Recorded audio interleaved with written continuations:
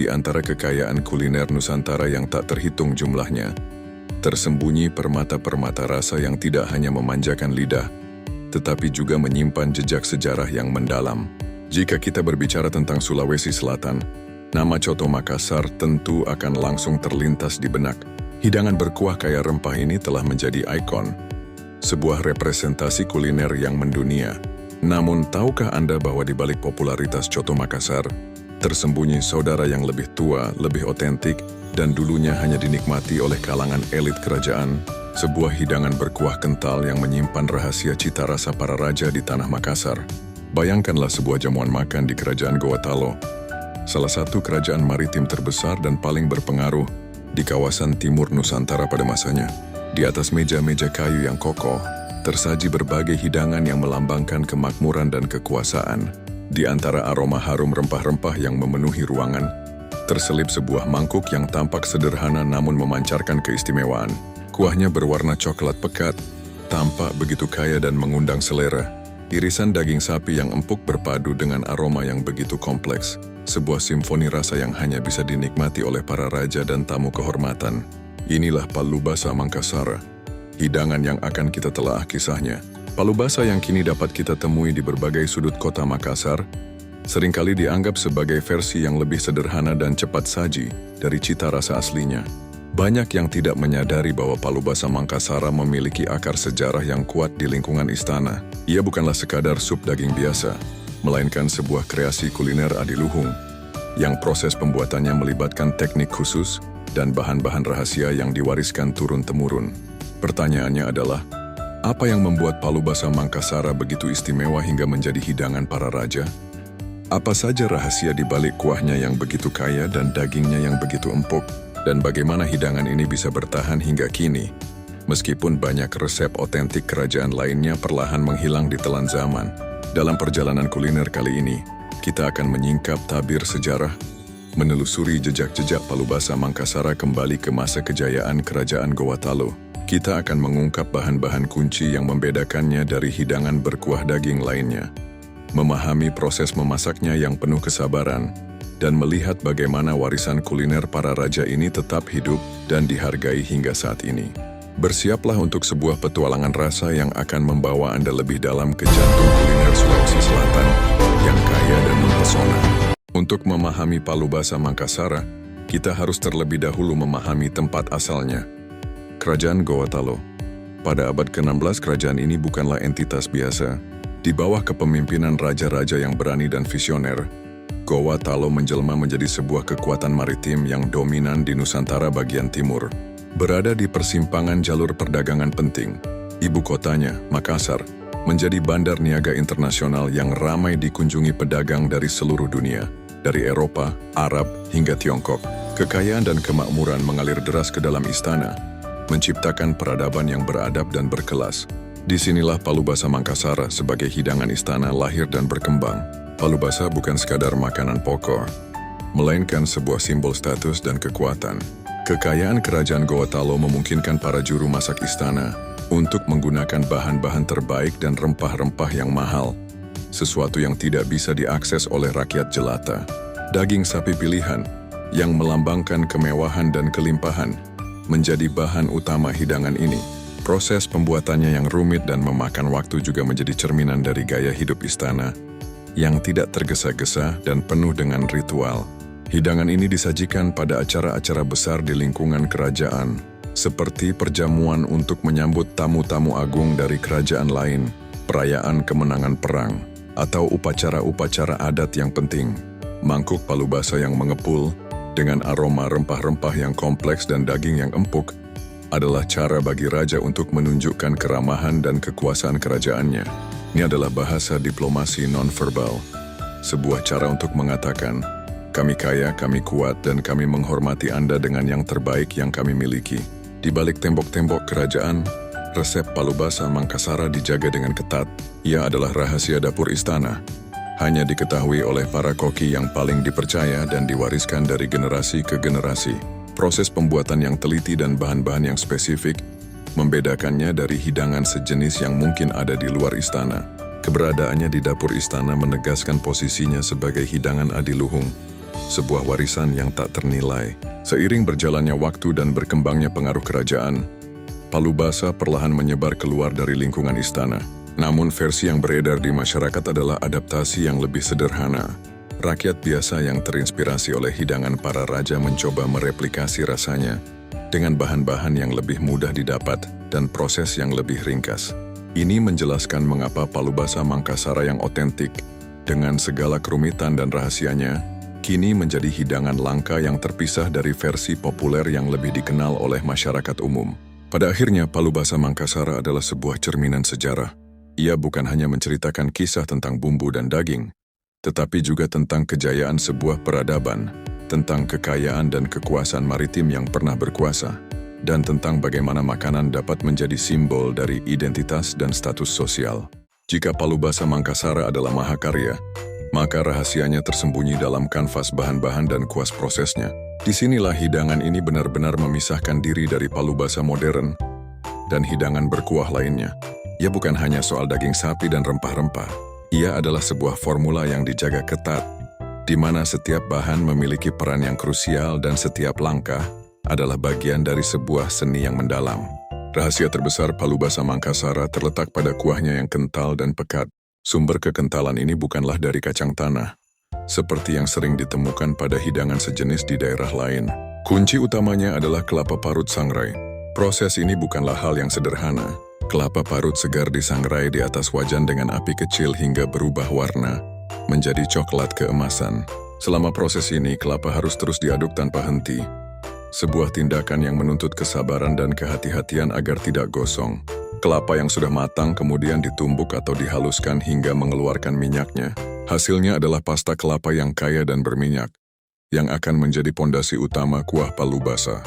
Pasta inilah yang memberikan rasa gurih yang mendalam, aroma yang harum dan tekstur yang pekat, seolah menyatukan seluruh bumbu menjadi satu kesatuan yang utuh. Selanjutnya, kita beralih ke orkestra rempah-rempah. Resep palubasa Mangkasara adalah perayaan rempah-rempah yang kompleks dan kaya. Bumbu halus yang digunakan mencakup berbagai rempah-rempah, seperti bawang merah, bawang putih, ketumbar, jintan, merica, dan pala. Namun rahasianya bukan hanya pada jenis rempah, melainkan pada pengolahannya. Sebagian rempah ini disangrai terlebih dahulu untuk mengeluarkan aroma yang lebih kuat dan mendalam sebelum dihaluskan. Proses ini adalah tahapan krusial yang memastikan setiap bumbu memberikan kontribusi maksimal pada rasa akhir.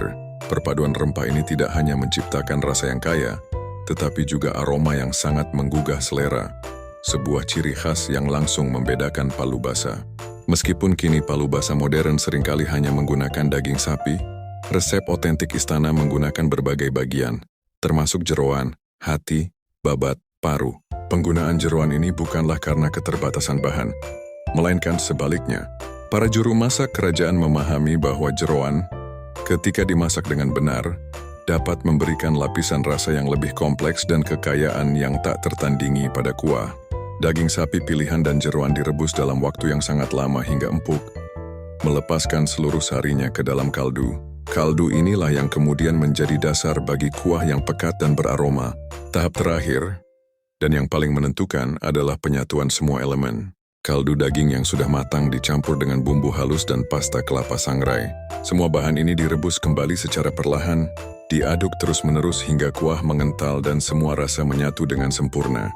Ini adalah proses yang menuntut ketelitian dan keahlian, karena satu kesalahan kecil dapat merusak seluruh rasa. Hasil akhirnya adalah sebuah hidangan yang tak hanya memanjakan lidah, tetapi juga menceritakan sebuah kisah. Mangkuk palubasa Mangkasara yang disajikan panas-panas, dengan taburan bawang goreng dan seledri, bukan sekadar hidangan berkuah. Ia adalah perwujudan dari rahasia kuliner istana, sebuah mahakarya yang menuntut dedikasi dan pemahaman mendalam akan harmoni rasa dan tekstur. Setiap suapannya adalah pelajaran tentang bagaimana bahan-bahan sederhana dapat diubah menjadi sesuatu yang luar biasa melalui kesabaran dan keahlian. Memasak palubasa Mangkasara di lingkungan istana bukanlah sekadar kegiatan rutin.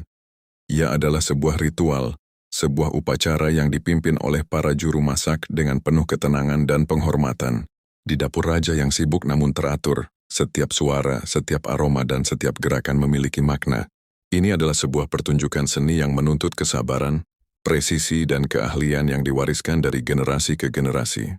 Prosesnya begitu berbeda dari cara kita memasak di dapur modern yang serba cepat. Di sini, waktu adalah sekutu bukan musuh. Ritual dimulai dengan api. Di atas tungku kayu bakar yang panasnya stabil, ditempatkanlah sebuah kuali besar berisi air, daging sapi pilihan, dan aneka jeroan. Tahap ini adalah yang paling fundamental, sebuah proses yang bisa memakan waktu berjam-jam.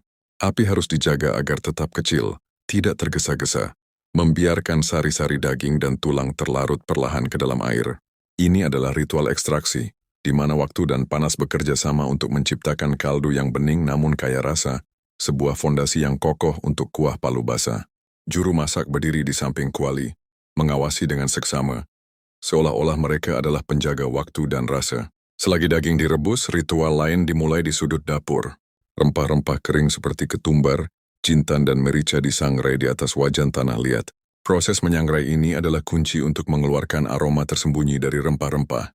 Dengan gerakan tangan yang terampil, para juru masak mengaduk rempah-rempah hingga harumnya menguar. Setelah itu rempah yang sudah disangrai ini diulek dengan bumbu basah, bawang merah dan bawang putih, hingga menjadi pasta yang halus. Aroma yang memenuhi ruangan adalah sebuah pertunjukan tersendiri. Campuran antara bau rempah yang tajam dan daging yang direbus, menciptakan suasana yang sangat otentik. Puncak dari ritual ini adalah pengolahan kelapa parut sangrai. Ini adalah langkah yang membedakan palu basah Mangkasara dari hidangan lain. Kelapa parut segar disangrai dengan hati-hati, diaduk terus-menerus hingga warnanya berubah menjadi cokelat keemasan. Ini adalah sebuah ujian kesabaran, karena sedikit saja terlewat kelapa akan gosong dan rasanya menjadi pahit.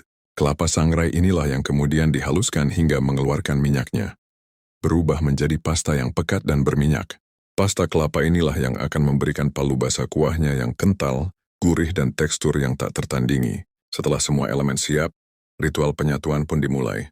Pasta bumbu halus dan pasta kelapa sangrai dimasukkan ke dalam kaldu daging. Kuah yang tadinya bening perlahan berubah menjadi pekat, berwarna coklat gelap dan aromanya menjadi jauh lebih kaya.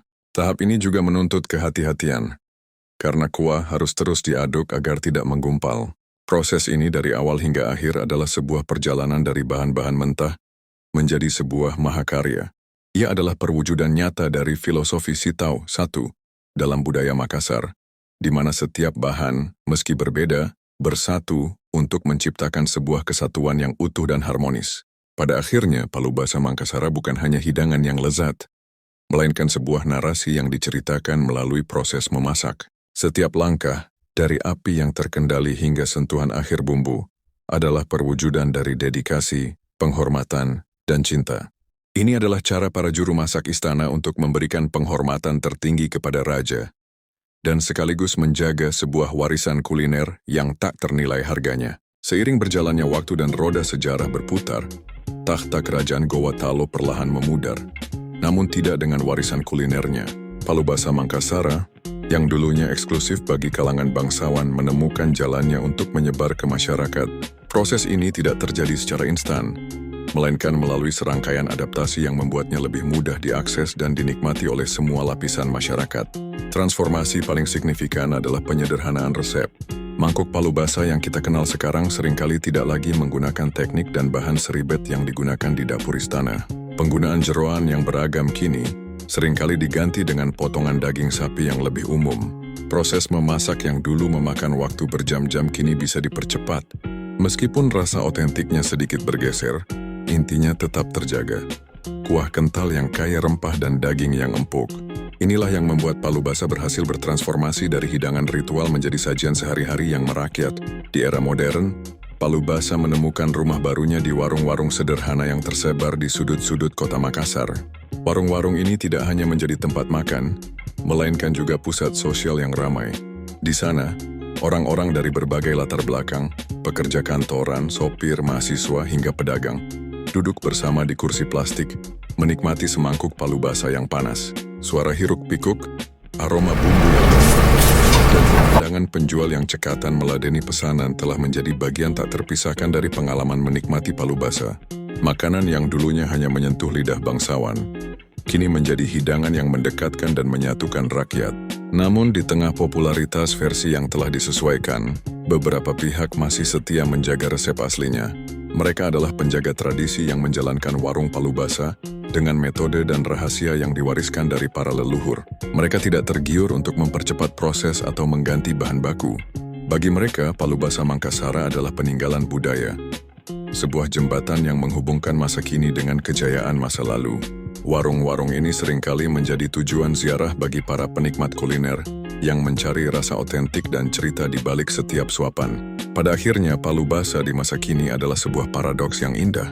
Di satu sisi, ia telah beradaptasi menjadi hidangan yang merakyat, simbol kebersamaan dan identitas kota. Di sisi lain, ia tetap mempertahankan akar bangsawannya melalui dedikasi segelintir orang yang menjaga resep aslinya. Palu basa tidak hanya menceritakan kisah tentang evolusi kuliner, tetapi juga tentang bagaimana sebuah hidangan dapat melewati batas waktu dan kelas sosial, tetap menjadi simbol kebanggaan dan kekayaan sejarah sebuah bangsa. Kita telah menempuh perjalanan yang luar biasa, menyusuri lorong waktu kembali ke masa kejayaan Kerajaan Gowatalo di Makassar. Kita bukan hanya belajar tentang palu basa Mangkasara, kita telah menyentuh jantung sejarah, merasakan keagungan dan kekuasaan sebuah peradaban maritim melalui sebuah hidangan. Dari dapur istana yang dijaga ketat dengan resep rahasia kelapa sangrai yang melegenda, hingga menjadi sajian favorit yang menyatukan seluruh rakyat di warung-warung sederhana. Palu basa adalah saksi bisu dari perjalanan budaya yang panjang. Ia adalah bukti nyata bahwa kuliner adalah sebuah narasi hidup. Setiap suapan palu basa bukan hanya memberikan kehangatan pada perut, tetapi juga menghubungkan kita dengan semangat para raja, ketekunan para juru masak, dan kekayaan rempah-rempah yang pernah menjadi komoditas emas Nusantara. Palu basa Mangkasara bukan sekadar makanan, ia adalah simbol dari kebanggaan, sebuah pengingat akan masa lalu yang gemilang. Maka ketika Anda mencicipi palu basa, ingatlah bahwa Anda sedang menyantap lebih dari sekadar hidangan. Anda sedang menikmati warisan yang telah dijaga dengan penuh cinta dan dedikasi. Menghargai hidangan seperti ini adalah cara kita merayakan kekayaan budaya yang tak ternilai. Jika Anda terinspirasi dan ingin terus menjelajahi kisah-kisah di balik hidangan legendaris Nusantara lainnya, jangan lupa untuk subscribe dan nyalakan notifikasi. Bergabunglah bersama kami di Pustaka Rasa, tempat setiap makanan menceritakan kisahnya